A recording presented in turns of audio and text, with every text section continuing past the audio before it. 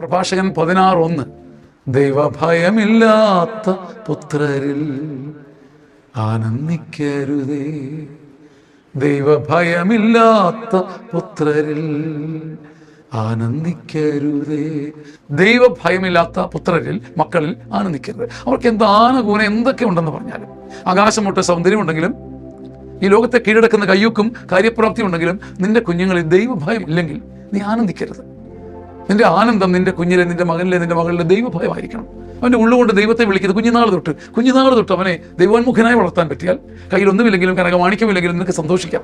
ദൈവഭയമില്ലാത്ത മക്കൾ അവർ എല്ലാവരെയും ഇളക്കി മറിക്കുന്നവരോ സ്നേഹിക്കുന്നവരോ എല്ലാവരുടെയും ഇടയ്ക്ക് ഓടി നടന്ന നല്ല ചടുലമായ സന്തോഷം കൊടുക്കുന്നവരൊക്കെ ആകട്ടെ, ദൈവഭയമില്ലാത്ത ഒരു കുഞ്ഞിനെ പ്രതി പോലും നീ സന്തോഷിക്കരുത്. അഥവാ നിന്റെ കുഞ്ഞുങ്ങളിൽ ദൈവഭയം ഉണ്ടാകും വരെ നീ സന്തോഷിക്കരുത്.